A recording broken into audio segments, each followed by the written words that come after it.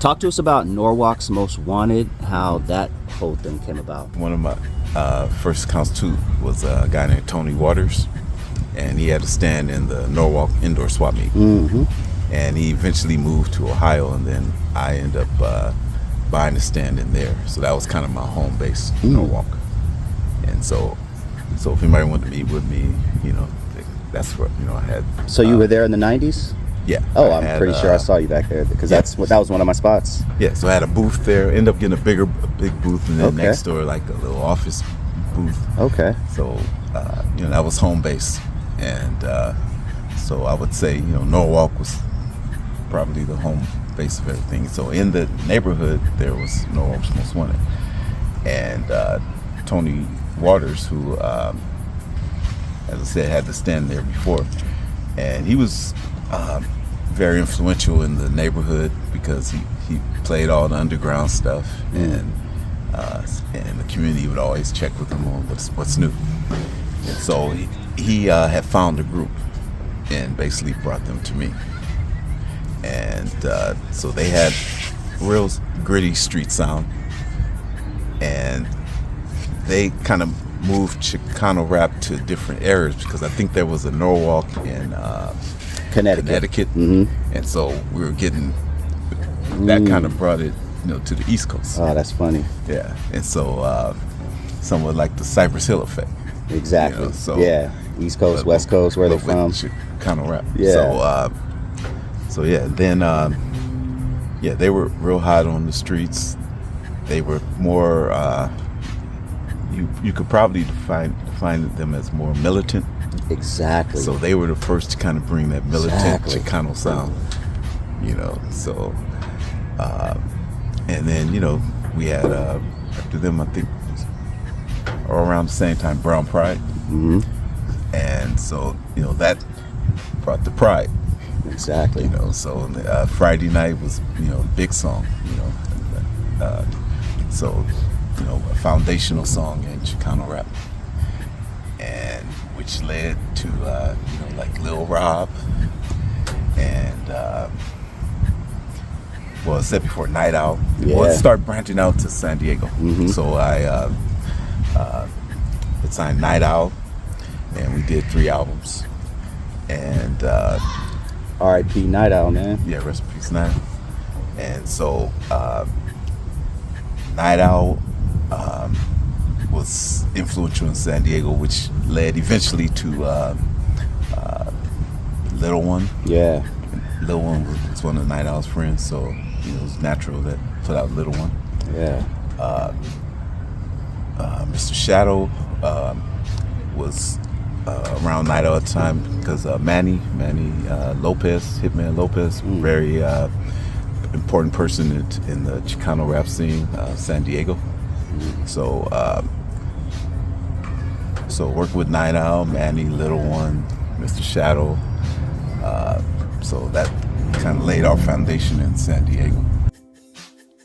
Norwalk's Most Wanted was a 1990s Chicano rap crew from Norwalk, California. For anyone who doesn't know, Norwalk is a city in southeast LA County. I bought my first home in Norwalk, so it's a city that is near and dear to my heart. I grew up in the 562 area, in which Norwalk is a part of, and I vividly remember seeing the Norwalk's Most Wanted tape for the first time. A couple of things caught my eye off top. The fact that they were from Norwalk, and growing up in southeast LA, I knew exactly where Norwalk was. I also found it interesting that their name is a play on CMW, Compton's Most Wanted, MC8's crew. A crew out of Compton that was also bubbling in the streets back then. Norwalk's Most Wanted was an interesting tape, and it's one of those tapes I wish I had to this day. I had it back in the day, but don't anymore, and I wish I just had it as a collector's item because it was a very rare tape that floated around Los Angeles. Norwalk's Most Wanted music is a mixture of gangster rap and Chicano rap with, in my opinion, sort of an East Coast rhyme style and sample density that was still rooted in West Coast G-Funk vibes. They rapped about barrio life, crews and reputation, street conflicts, and Chicano identity. Publicly available sources document the group and their releases, but do not reliably list full real name credits or an easy, consistent lineup of members. I am searching high and low to try to get an interview with these guys, but I just cannot figure out who they are. I've tried all sources, even people close to them, and it's been a really, really tough ride. But I know a lot of you out there will remember Norwalk'S Most Wanted, especially if you're from the LA area, and especially if you were involved in 1990s hip hop like I was. I needed hip hop. I needed music, period. I would go to the swap meets every Tuesday, and whatever was out new, I would ask homeboy to play it for me, and if I liked it, I would take it home. And Norwalk'S Most Wanted was one of those tapes. But many mid-90s Chicano street crews recorded under group names with rotating contributors, and linear notes credits were often limited on cassette runs. So I just don't know who the members are, straight up, period. But there's no clear record of sustained activity from Norwalk'S Most Wanted after their 1990s releases. Songs and uploads show up on YouTube, SoundCloud, and archive collector sites, indicating the material still circulates online amongst Chicano rap fans. There are no mainstream reissues, no active social media presence under the group name, and no obvious later albums or mainstream comebacks turned up in any databases that I've researched. That strongly suggests the crew didn't continue as a formally active group beyond the 1990s.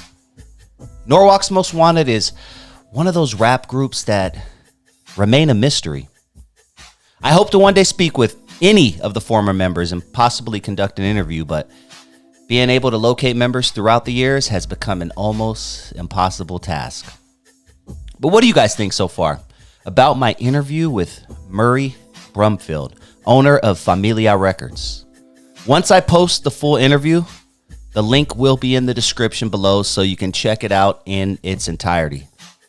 Please hit that like button if you haven't already. And if this is your first time joining the channel and you like what you hear, please hit that subscribe button. And if you enjoyed this video, you just might appreciate this bonus clip I'm about to play for you right now. Yeah, we were there, man. We were there. And you know what? Man, you mentioned, not to cut you off, but you mentioned graffiti, and that leads me into another portion, because you also mentioned, you know, that hip hop is 4 elements: b-boying, graffiti, DJing, and rap. And I think what people are only focusing on is the rap part. And this is why I also want you here as well, because you mentioned graffiti. I can almost guarantee that there were just as many Latinos hitting up as there were blacks doing graffiti and DJing and b-boying. Am I safe in saying that? Yeah. Look, let me tell you something. If you're gonna take the elements and break them apart, say hip hop is a house, and the house has 4 rooms. Okay, the first room that got filled up was graffiti. Graffiti, man. It was there before all, you know, the development as we know it of hip hop.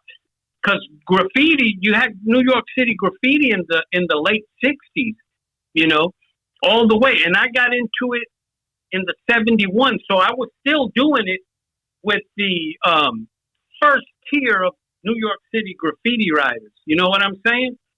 So I was with the first, how do you call it? Yeah, the first tier of graffiti writers. And then after that, then you have another generation and another generation. So I was there, you know, and the thing about it is in graffiti, there was blacks, there was Latinos, there was whites, Chinese. I mean, there was everybody. And so the first room of hip hop was filled up by a bunch of nationalities. You know, not just blacks and Latinos. There was everybody.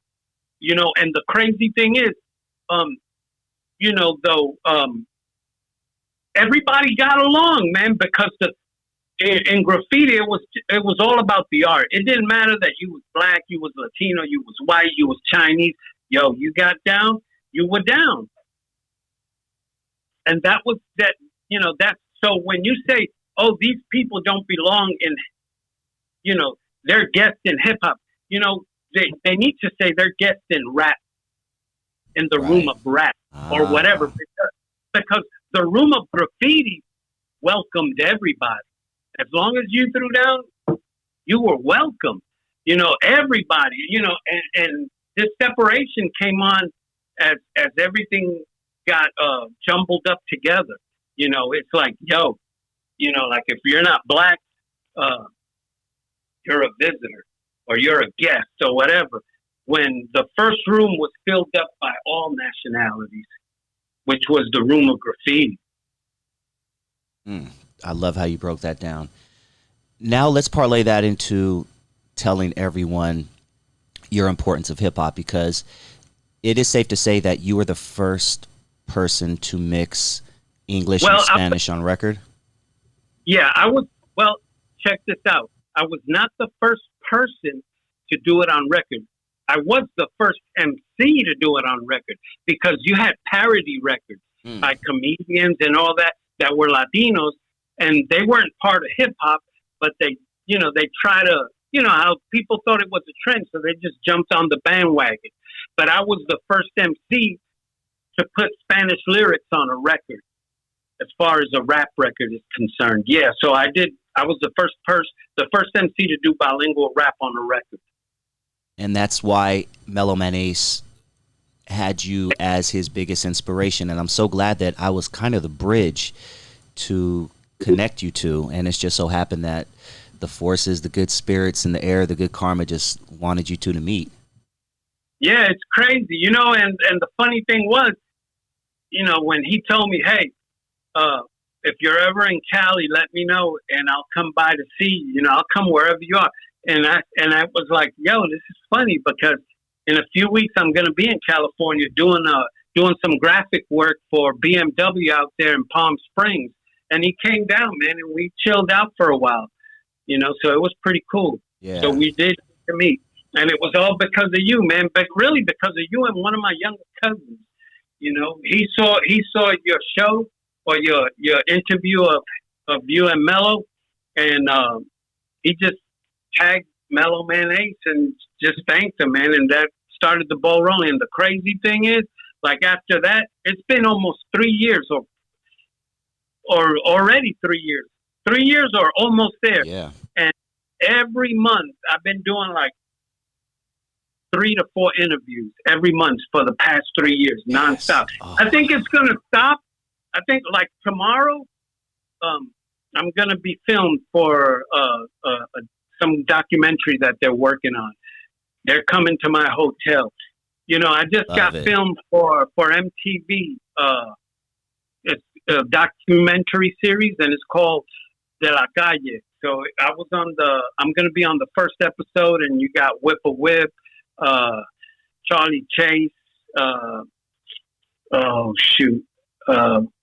Grand Wizard Theodore, and a lot of other Latinos, man. But they're all over the country right now filming other Latino pioneers from their countries. And then in 2023, it's going to come out on MTV. You know, so there. And the crazy thing is, you know,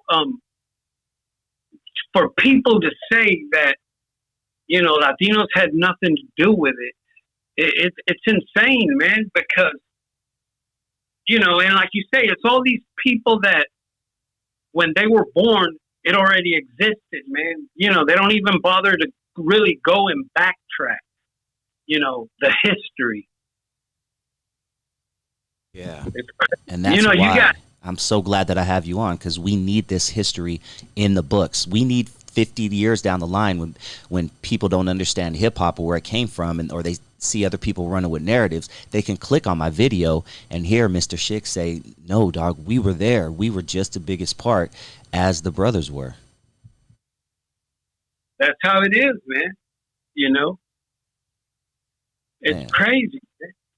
It is insane, man. But That that's how it's always going to be like that, man. There's always going to be naysayers, you know, and that's life, you know. Yeah. What can you do? You just got to be able to set the record straight, man, because you don't want future generations to be reading something that's false. Exactly. You know. And I love hip hop too much. I love the culture too much to let, a 22-year-old who knows nothing about it run with a certain narrative. I'm 45 years old. I grew up loving hip hop. Was my first love.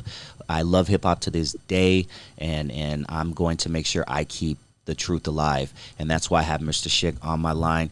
Tell everybody, where they can find you, what's coming up. If you want to promote anything, the floor is yours. Well, really, man, I'm just taking it easy, but if you want to connect with me, I'm on Instagram, Mr. Schick underscore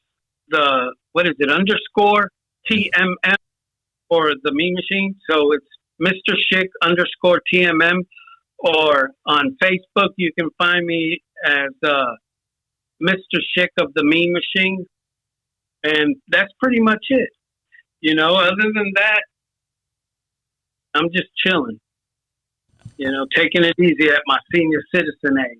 Hey, enjoy it, brother. I appreciate you very much, and I'm so glad you're starting to get to reap some of the rewards from you being one of the pioneers in this genre, in this culture, in this culture that I love. So thank you once again for your time tonight, and I will definitely be in touch, and I wish you all the best, dude.